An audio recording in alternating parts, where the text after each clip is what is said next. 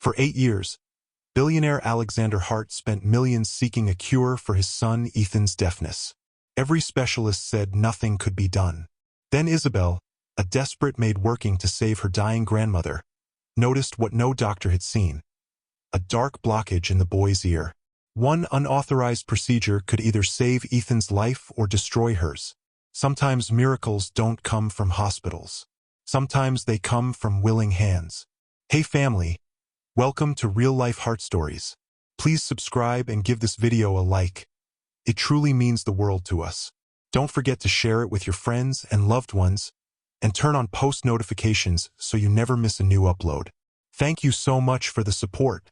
Now, sit back, relax, and let's dive into today's story.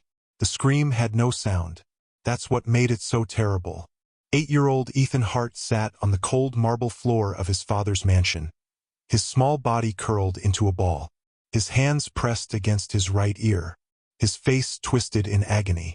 Tears poured down his cheeks. His mouth opened wide, but nothing came out. Complete silence. Isabel Moreno dropped her mop and ran. She'd only been working at the Hart estate for 2 weeks, but she knew pain when she saw it. She'd seen it before, in her brother's eyes, the night he died. Ethan. She knelt beside him, her heart pounding. Look at me, sweetheart. Look at me. The boy's eyes opened. Red, wet, desperate. Isabel gently touched his shoulder. Your ear? She signed with her free hand. Ethan nodded. More tears fell. Can I look? I promise I'll be gentle. He hesitated. Fear flickered across his face. But slowly he leaned toward her. Isabel tilted his head toward the morning light streaming through the window. She looked into his ear canal. Her breath stopped. There was something inside. Something dark, dense, like a stone blocking a river. Oh my God! She whispered. What are you doing? The voice cracked like a whip. Isabel's head snapped up. Mrs. Patterson, the head housekeeper, stood in the hallway. Her face was hard as granite. Her eyes burned with fury. I was just... Get away from that child. Now. Isabel stood slowly, her hands shaking. Mrs. Patterson, there's something in his ear. Something that shouldn't be there. I can see it clearly. You're a maid, not a doctor. But if you just look... No. Mrs. Patterson stepped closer. Her voice dropped to a deadly whisper. Mr. Hart has spent millions on the best doctors in the world. Johns Hopkins, Switzerland, Tokyo. They've all examined that boy. Do you really think you know something they don't? Isabel looked down at Ethan. He was watching them, trying to read their lips. His small hand still pressed against his ear. I'm just saying what I saw. And I'm telling you what I see. Mrs. Patterson's eyes narrowed. I see a maid who's about to lose her job. You have a grandmother in a nursing home, don't you? 3 months behind on bills. Isabel's stomach dropped. How did you? I know everything that happens in this house. Everything. Mrs. Patterson leaned in. You need this job. Your grandmother needs you to have this job. So here's what you're going to do. You're going to forget what you think you saw. You're going to go back to mopping floors. And you're going to stay away from that boy. Isabel's hands clenched into fists. And if I don't? Mrs. Patterson smiled. It was cold. Empty. Then you'll join the last 3 maids who thought they could help. Gone without references. Without severance. Without hope. She walked away, her heels clicking against the marble. Isabel stood frozen. Behind her, Ethan made a small sound. Not quite a whimper, just a breath of pain. She turned and looked at him. His eyes asked a question she couldn't ignore. Will you help me? Isabel closed her eyes. She thought of her grandmother. She thought of the bills. She thought of everything she'd lose. Then she thought of her brother Daniel, dying in her arms because they couldn't afford help. She'd made a promise that night. Never again. When she opened her eyes, her decision was made. I'm going to help you, she whispered to Ethan. Even if it costs me everything. Alexander Hart stood in his study, staring at the portrait above the fireplace. Catherine smiled down at him. Forever frozen at 29. Forever beautiful. Forever alive in oil paint. But not in reality. It's been 8 years, he whispered to the painting. 8 years. And I still don't know what you were trying to say. Her lips had been moving when she died. He'd held her hand in the hospital room, watching the light fade from her eyes. She'd been trying to tell him something, but no sound came out, just like their son. Alexander picked up his whiskey glass and drank. The burn felt good, real. It reminded him he was still alive, even when he didn't want to be. A knock at the door interrupted his thoughts. "Come in." Mrs. Patterson entered, her spine straight as a rod. "Sir, we need to discuss something." "Not now. It's about your son." Alexander turned. "What about him?" "The new maid, Isabel Moreno. I found her examining Ethan this morning. She claims she saw something in his ear." Alexander's jaw tightened. "Did she?" "Another blockage theory. The same thing we've heard a dozen times before. From specialists, not from a maid." "Exactly my point, sir." Mrs. Patterson folded her hands. "I've already warned her to keep her distance. But I wanted you to know, in case she tries to approach you directly." Alexander set down his glass. "How long has she worked here?" 2 weeks. "And she's already causing problems?"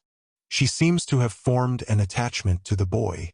She leaves him little gifts, paper birds, candy. I've seen them signing to each other." Alexander's chest tightened. "Signing? Nothing formal, just gestures. The boy seems comfortable with her." Comfortable. The word hit Alexander like a punch. When was the last time Ethan had been comfortable with anyone? When was the last time his son had smiled? "Sir." Mrs. Patterson waited. "Should I terminate her employment?" Alexander walked to the window. Outside, the garden stretched toward the horizon. 40 acres of perfection. 40 acres of silence. "No," he said quietly. "Sir, don't fire her. Not yet." He turned to face Mrs. Patterson. "But watch her closely. If she tries to touch my son again, I want to know immediately." "Of course, sir." Mrs. Patterson left. Alexander returned to the window. He thought about what she'd said. The boy seems comfortable with her. For 8 years he'd hired the best, the most qualified, the most expensive. Tutors with degrees from Harvard. Therapists who'd written books. Doctors who'd pioneered treatments. None of them had made Ethan comfortable. None of them had made him smile. But a maid had. In 2 weeks, a woman with no credentials and no training had done what all his money couldn't buy. She'd connected with his son. Alexander pressed his forehead against the cold glass. "What am I missing, Catherine?" he whispered to his dead wife. "What am I not seeing?" The portrait didn't answer. It never did. But somewhere in the mansion, a little boy was touching his ear and crying silent tears. And a maid was deciding whether to save him or save herself. Alexander didn't know it yet, but that decision would change everything. Isabel sat on her narrow bed in the servants' quarters, phone pressed to her ear. "Baby girl, you sound tired." Her grandmother's voice was warm, soft. It always made Isabel feel like she was home. "I am tired, abuela. This job, it's harder than I thought. Cleaning is never easy, but it's honest work." "It's not the cleaning." Isabel closed her eyes. "There's a little boy here, 8 years old. He's deaf. And abuela, he's in pain. I can see it. There's something in his ear that shouldn't be there." Silence on the other end. "Abuela, you remember your cousin Marcus?" "Of course." "Why? Remember what the doctors told us? That he'd be deaf forever? That nothing could be done?" Isabel's heart began to beat faster. "Yes. And remember who finally helped him? It wasn't some fancy specialist. It was Dr. Rodriguez from the free clinic. He looked where others hadn't looked. He saw what others hadn't seen. A blockage. A simple blockage. 6 years of silence because nobody paid attention." Her grandmother's voice grew firm. "Sometimes God doesn't send help in expensive packages, Mija. Sometimes he sends it through people with nothing but willing hands." Isabel thought of Mrs. Patterson's threat. The bills. The nursing home. "But abuela, if I help this boy, I'll lose my job. I won't be able to pay for your care." They'll move you to a state facility. Then they'll move me. No! Listen to me, Isabel Maria Moreno. Her grandmother's voice cracked like thunder. I'm 78 years old. I've lived a good life. That boy is 8. He has his whole life ahead of him. If God put you in that house to help him, then you help him. You understand me? Tears rolled down Isabel's face. I'm scared. Good. That means it matters. The things worth doing always scare us. Her grandmother's voice softened. You remember what I told you when Daniel died? Isabel's throat closed. Never again. Never again. You promised God that day. You promised you'd never stand by while a child suffered. Not if you could help. But what if I'm wrong? What if I hurt him? And what if you're right? What if you're the answer to his father's prayers? What if God sent you there for this exact moment? Her grandmother paused. You think that's a coincidence? Isabel wiped her eyes. No, neither do I. The Lord doesn't call the equipped, baby girl. He equips the called. You feel called. Isabel thought of Ethan's face, his silent tears, his small hand pressed against his ear. Yes, she whispered. Then you already know what to do. They talked for a few more minutes. When Isabel hung up, she felt different, stronger, like something had shifted inside her. She opened her Bible, found the verse her grandmother had taught her years ago. For I know the plans I have for you, declares the Lord. Plans to prosper you and not to harm you. Plans to give you hope and a future. Isabel closed the book and pressed it to her chest. Okay, God, she whispered into the darkness. I'm listening. Show me what to do. Outside her window, the moon hung heavy in the sky. Inside her heart, peace settled like snow. Tomorrow everything would change. The paper bird sat on the staircase where Ethan always played. Isabel had folded it from scrap paper she'd found in the kitchen. Nothing fancy, just a simple crane with crooked wings. She didn't wait to see if he'd take it. She just left it there and went back to work. But the next morning the bird was gone. In its place, a note. 2 words in shaky handwriting. Thank you. Isabel pressed the note to her chest and smiled.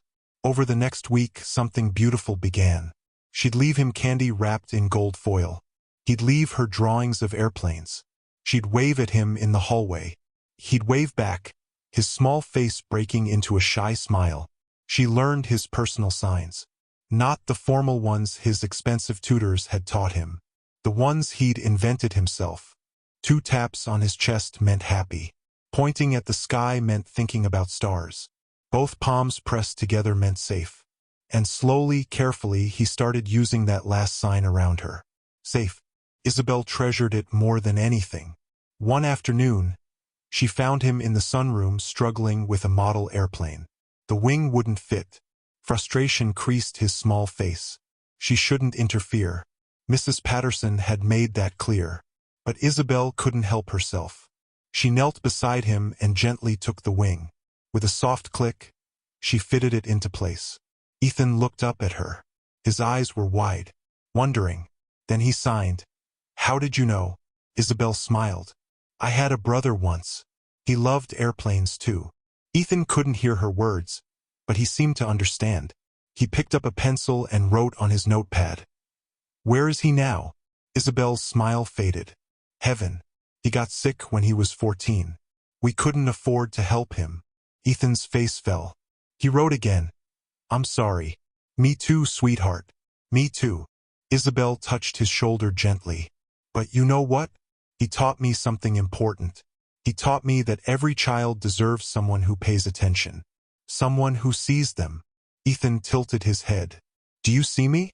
Isabel's eyes filled with tears. Yes, Ethan. I see you. I see you every day. He stared at her for a long moment. Then he did something that broke her heart and healed it at the same time. He hugged her. His small arms wrapped around her waist. His head pressed against her stomach. And for just a moment, in that silent mansion, Isabel felt like she was exactly where she was supposed to be. I see you, she whispered into his hair. And I'm going to help you. I promise. Ethan couldn't hear her. But somehow Isabel knew he understood. When she left the sunroom, Mrs. Patterson was waiting in the hallway. Their eyes met. The housekeeper's expression was ice. "You were warned." "I know. This is your last chance. Stay away from that boy." Isabel looked back at Ethan through the doorway. He was building his airplane, humming silently to himself. She turned back to Mrs. Patterson. "No," Isabel said quietly. "I don't think I will." Alexander stood outside the sunroom door, hidden in the shadows. He'd been there for 10 minutes, watching his son smile at the maid, watching them communicate with gestures and glances, watching Ethan hug her like she was something precious. Alexander's chest ached. When was the last time Ethan had hugged him? He couldn't remember. The maid, Isabel, Mrs. Patterson had said her name was. She spoke to Ethan like he mattered, like he wasn't broken, like his silence wasn't something to be fixed, but something to be understood. Alexander had hired specialists who treated Ethan like a problem, like a case study, like a puzzle they couldn't solve. But this woman treated him like a child, just a child who needed love. "Sir." Alexander turned. Mrs. Patterson stood behind him, her face disapproving. "I see you've been observing." "Yes." "Shall I terminate her employment now?" Alexander looked back through the doorway. Isabel was helping Ethan with another piece of his airplane. They were both smiling. "Mrs. Patterson, answer me honestly. Has anyone else made my son smile like that?" The housekeeper's jaw tightened. "Sir, she's overstepping boundaries. Answer the question." Silence. "No," Mrs. Patterson finally admitted. "No one else has." Alexander nodded slowly. "Then perhaps she's not overstepping. Perhaps she's doing something right. But sir, she's making claims about his ear. She's not medically trained. She could give you false hope. I've had 8 years of professionals crushing my hope." Alexander's voice was sharp. "Maybe false hope is better than no hope at all." He walked away before Mrs. Patterson could respond. In his study, Alexander pulled out his phone. He scrolled through his contacts. Hundreds of numbers. Specialists, therapists, doctors who'd examined Ethan and found nothing. But what if they'd missed something? What if a woman with no training had seen what they couldn't see? Alexander thought about his wife, about Catherine's final moments, about how the doctors had assured him everything was fine, right up until it wasn't. Doctors weren't infallible. They made mistakes. They missed things. What if they'd missed something in his son? Alexander dialed a number. It rang 3 times before someone answered. "Dr. Matthews? It's Alexander Hart." "Yes, I know it's late. I need you to do something for me." He paused. "I need you to pull every scan, every test, every examination that's ever been done on my son. Every single one. And I need you to look at them again. Not with assumptions. Not with preconceived conclusions. I need you to look at them like you're seeing them for the first time." Dr. Matthews asked why. Alexander looked at the family portrait, at Catherine's frozen smile. "Because someone suggested there might be something in his ear. A blockage. And I need to know if anyone ever saw it and missed it. Sir, I can assure you that every test was thorough. Just do it, doctor. Please." Alexander hung up. He poured another whiskey but didn't drink it. He just stared at the amber liquid, watching it catch the light. Somewhere in his mansion, his son was laughing silently with a maid. And for the first time in 8 years, Alexander wondered if maybe, just maybe, God was trying to tell him something. He just hoped he wasn't listening too late. Isabel couldn't sleep. It was 3 in the morning. She lay in her narrow bed, staring at the ceiling, her mind racing. For 3 days, she'd been thinking about Ethan's ear, about the dark blockage she'd seen, about her cousin Marcus and how a simple procedure had changed his life, about her brother Daniel and how ignoring a problem had ended his. She knew what she'd seen. She knew it could be fixed. But was she brave enough to do it? If she was wrong, she'd go to prison. She'd lose everything. Her grandmother would be moved to a state facility. All her sacrifices would mean nothing. But if she was right, and she did nothing, Ethan would suffer forever. "God," she whispered into the darkness. "What do you want from me?" No answer came, just the ticking of the clock on her nightstand. Tick, tick, tick. Isabel closed her eyes and remembered the day Daniel died. He'd been sick for months, complaining of chest pain, trouble breathing. Their mother kept saying it was just asthma. They couldn't afford a doctor. They'd wait it out. But it wasn't asthma. It was his heart. Isabel had been holding him when he stopped breathing. She'd screamed for help, but help came too late. Daniel died at 14 because no one paid attention. Because no one acted when they should have. Isabel had made a promise that day. She'd stood over her brother's grave and sworn to God. Never again. Never again will I stand by while a child suffers. Not if I can help. She opened her eyes. Ethan was suffering. Right now. In this house. And she could help. Yes, she might lose her job. Yes, she might lose everything. But she'd lose something more important if she did nothing. She'd lose herself. Isabel got out of bed. She knelt on the cold floor and clasped her hands together. Lord, I'm about to do something that scares me more than anything I've ever done. I need you to guide my hands. I need you to protect that little boy. And if this is a mistake, if I'm wrong, then please stop me. She waited. No voice from heaven. No dramatic sign. Just peace. Deep, unshakable peace. Isabel stood up. She opened her drawer and pulled out a small first aid kit. Inside were tweezers. She'd sterilized them 3 days ago just in case. Just in case this moment came. She looked at them, gleaming in the moonlight. Tomorrow, if Ethan showed pain again, she would act. She would trust what she'd seen. She would trust that God had placed her in this mansion for a reason. Even if it cost her everything. Isabel put the tweezers in her pocket. She climbed back into bed. This time, sleep came. And with it, dreams of a little boy hearing his father's voice for the first time. Dreams of miracles that didn't come from hospitals or specialists or expensive procedures. Miracles that came from willing hands and faithful hearts. Tomorrow would change everything. Isabel was ready. The thump echoed through the hallway. Isabel's heart stopped. She dropped the linens she'd been folding and ran toward the sound. She found Ethan collapsed on the marble floor, curled into a ball. Both hands pressed against his right ear. His face was twisted in agony. Silent tears streamed down his cheeks. No, no, no. Isabel fell to her knees beside him. Ethan, I'm here. I'm here, baby. He looked up at her. His eyes were red, desperate, begging. This was it. The moment. Isabel's hands shook as she tilted his head toward the light. The blockage was clearly visible now. Swollen, pressing against his ear canal. She pulled the sterilized tweezers from her pocket. Lord, guide my hands, she whispered. Please. She looked at Ethan. Signed with one hand. I won't hurt you. Promise. He nodded. Trust. Complete trust. Isabel steadied her breathing. She gently, carefully, inserted the tweezers into his ear canal. She could feel it. Dense. Sticky. Years of buildup. She hooked it. Pulled. Resistance. Her heart hammered. She pulled again. Slower. Gentler. Release. Something slid free. It landed in her palm. Dark. Wet. Biological.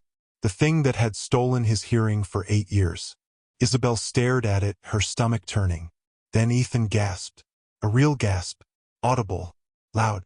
His hand flew to his ear. His eyes went wider than she'd ever seen them. He sat up suddenly, looking around the hallway like he'd never seen it before. Then he pointed at the grandfather clock. The one that had been ticking his whole life. The one he'd never heard. His mouth opened. A sound came out. Rough. Unpracticed. Beautiful. Tick, he whispered. Isabel's tears fell. Yes, baby. That's the clock. You can hear it. Ethan's whole body trembled. He touched his throat. Felt the vibration of his own voice. His mouth opened again. Dad, he said. The word hung in the air like a prayer. Isabel sobbed. She pulled him close, holding him as sounds flooded his world for the first time. You can hear, she whispered. Thank you, Jesus. You can hear. Ethan clung to her. And then footsteps. Heavy. Fast. Isabel looked up. Alexander Hart stood in the doorway. His face was white as death. His eyes locked on his son on the floor, on the blood on Isabel's hands, on the tweezers. "What have you done?" His voice shook the walls. He rushed forward, pushing Isabel aside. He grabbed Ethan by the shoulders. "What did she do to you?" Ethan flinched at the sound. So loud, so sharp. But then his mouth opened. "Dad," he said again. "I can hear you." Alexander froze. His entire body went rigid. "What?" Ethan reached up. He touched his father's face with trembling fingers. "Your voice," he whispered. "Is that your voice?" Alexander's legs buckled. But then his eyes landed on Isabel, on her bloody hands, on the dark mass in her palm. Terror overtook wonder. "Security," he bellowed. "Now!" 2 hours later, Alexander sat in Dr. Matthews' office at the hospital. His hands were shaking. His mind was spinning. Ethan was down the hall being examined, speaking, hearing, responding to sounds. It was impossible, but it was happening. Dr. Matthews entered, his face grim. He carried a thick folder. "Mr. Hart, I need to show you something." He slid the folder across the desk. Alexander opened it. Inside was a scan, dated 3 years ago, and there, circled in red, was a notation. "Dense obstruction noted in right ear canal. Recommend immediate removal." Alexander's blood turned to ice. "Someone saw this?" His voice was barely a whisper. Dr. Matthews nodded slowly. "Yes, 3 years ago, but there's no follow-up. No procedure was scheduled." "Why not?" "Your account was flagged for ongoing treatment protocol." The words hit Alexander like bullets. Ongoing treatment protocol. They'd known. The specialists had seen the blockage, and they'd left it there, because his money was too good, because his desperation was profitable. "They kept my son deaf," Alexander said. "On purpose." Dr. Matthews said nothing. His silence confirmed everything. Alexander stood abruptly. His chair crashed backward. "Where is she?" "Who?" "The maid.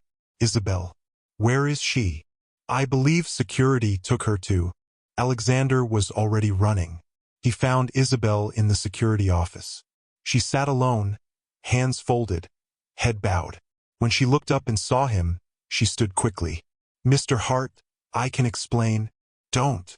He walked toward her. "Don't explain. Don't apologize. Don't say a word." He stopped in front of her. And then this billionaire, this man who controlled empires, fell to his knees. "I'm sorry," he whispered. "I'm so sorry." Isabel's breath caught. "The doctors knew," Alexander said, his voice breaking. "They saw the blockage 3 years ago. They left it there because my money was too good to cure." Tears streamed down his face. "I trusted them. I trusted credentials and degrees and expensive hospitals. I threw millions at my son's problem and never once stopped to actually look at him." He looked up at her. "But you did. You saw him. You saw his pain. You paid attention when no one else bothered." Isabel's own tears fell. "I just loved him, sir. That's all." Alexander shook his head. "No, that's everything." He stood slowly. "I've spent 8 years trying to buy a miracle. And God sent one through the woman I hired to clean my floors." They walked to Ethan's hospital room together. The boy sat on the bed, headphones on, listening to music for the first time. His face was pure wonder. When he saw them, he pulled off the headphones and ran to Isabel. He wrapped his arms around her waist. "Thank you," he said. His voice was rough, unpracticed, beautiful. Isabel knelt and held him tight. "You were always worth hearing, baby. Always." Ethan pulled back and looked at his father. "Dad," he said, "I can hear your heart. It's beating fast." Alexander dropped to his knees and pulled his son close. For the first time in 8 years, Ethan heard his father cry. And Isabel, standing quietly beside them, finally let herself breathe. God had answered her prayer. Not with money, not with medicine, but with willing hands and a faithful heart. Sometimes that's all a miracle needs. We've come to the end of the story. I hope you enjoyed it. Leave a like and subscribe to my YouTube channel for more interesting stories.